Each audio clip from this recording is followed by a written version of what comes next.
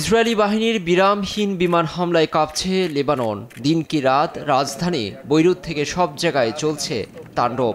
শনিবার দেশটির দক্ষিণাঞ্চলের সীমান্তবর্তী শহরের আবাসিক ভবনেও ঘটে বিকট বিস্ফোরণ।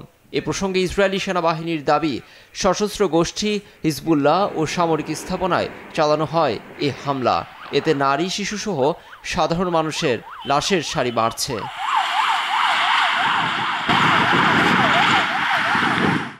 ইসরায়েলি হামলায় হিজবুল্লাহর প্রধান হাসান নাসরাল্লাহর মৃত্যুতে চরম অস্থিরতায় মধ্যপ্রাচ্য। ক্ষোভে ফুঁসছে মিত্ররা। তবে তার মৃত্যুকে ঐতিহাসিক টার্নিং পয়েন্ট আখ্যা দিয়েছেন ইসরায়েলি প্রধানমন্ত্রী বিনিয়ামিন নেতানিয়াহু। খুনি হাসান নাসরাল্লাহকে সফলভাবে নির্মূল করেছে ইসরায়েল। ইসরায়েলি থেকে শুরু করে মার্কিনী হত্যাকাণ্ডে তার হাত রয়েছে। তার মৃত্যু এই অঞ্চলে ক্ষমতার ভারসাম্যে পরিবর্তন আনবে। ইরানের আয়াতুল্লাহ খামেনি সরকারের উদ্দেশ্যে বলছি, যারা আমাদের আঘাত করবে আমরা একইভাবে জবাব দেব। আমাদের হাত ইরান থেকে সব জায়গায় পৌঁছাতে পারে, ইতোমধ্যে তা সবাই দেখেছে।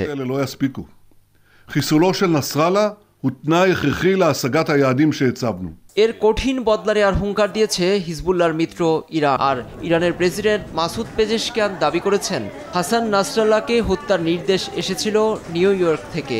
এ পরিস্থিতিতে করণীয় নিয়ে নিরাপত্তা পরিষদে বৈঠকের আহ্বান জানিয়েছে দেশটির সরকার। লেবানন, ইসরায়েল এবং গাজা ইস্যুতে চাপের মুখে মার্কিন প্রেসিডেন্ট জো বাইডেন। গাজার পর লেবাননে হামলা না থামানোর ব্যর্থতার দায় তার উপরই বর্তাচ্ছে। লেবানন প্রসঙ্গে স্থানীয় সময় শনিবার যুক্তরাষ্ট্রের ডেলোয়ার অঙ্গরাজ্যে সাংবাদিকদের প্রশ্নের মুখে পড়েন বাইডেন। এ সময় তিনি বলেন, এখন যুদ্ধবিরতির সময়।